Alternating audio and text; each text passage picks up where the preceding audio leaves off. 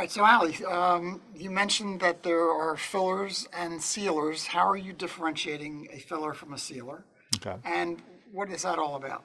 Well, I mean, historically, we all know that, your filler has always traditionally been your gutta percha, and the sealer has been the sealer. But what is so different about them, and what makes one a filler and the other a sealer, has always been the fact that the sealer tries to close the gaps between the filler and the canal wall.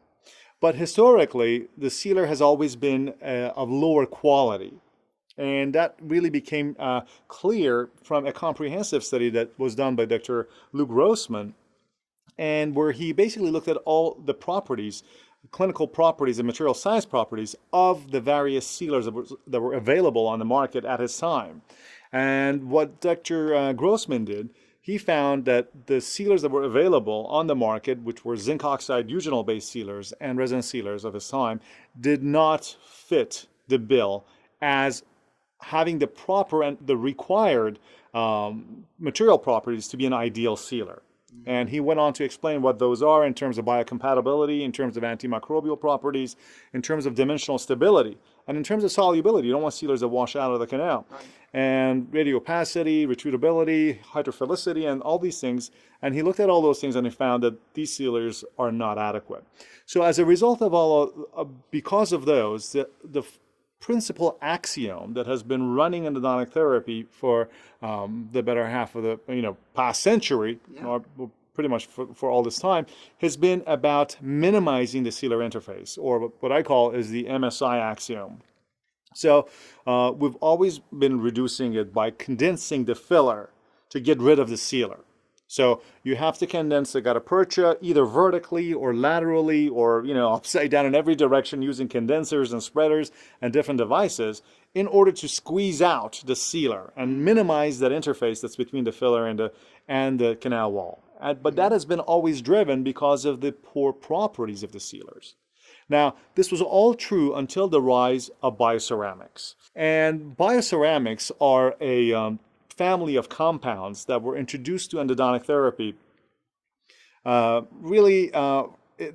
was imported into dentistry and endodontics from orthopedic medicine. Sure.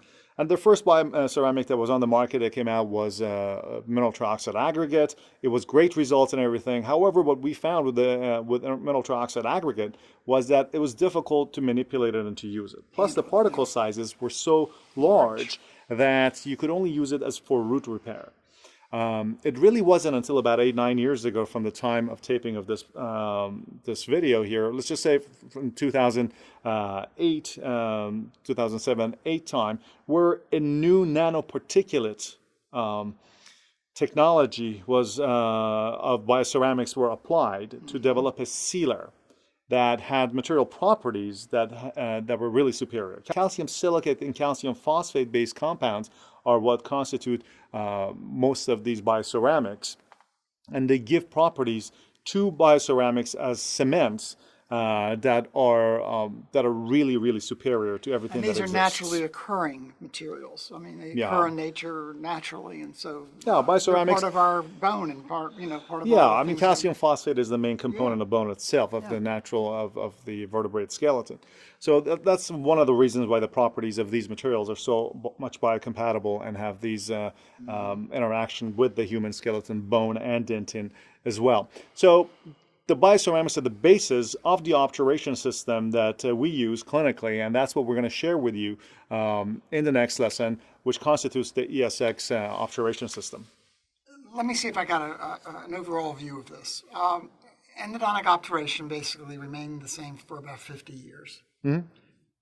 All of a sudden, we're looking at better science, delivering us a better sealer.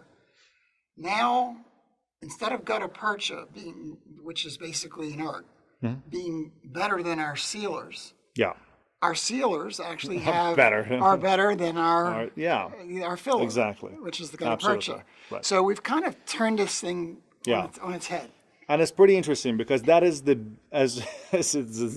line in the Casablanca movie. That's the beginning of a great. It's the beginning. So this is the beginning of a great situation in which we are able to maximize this change that has occurred in material science properties, and basically turn everything around, because many of the limitations of our instrumentation itself were based on the limitations of our obturation material. Wow. We now have removed these limitations by this new generation of materials, cements, called bioceramics, and that allows us to not only improve our obturation, but also change our instrumentation, which is what we mentioned in our instrumentation course in terms of our ability to now be more minimally invasive and to have more of a restorative endodontics as a potential means of providing success. The other great part about this is that we're now talking about adhesive dentistry. Yeah. These are bonding materials. These actually bond to the dent and bond to the gutta percha. Yeah, absolutely. So there's tremendous advantages. So let's come back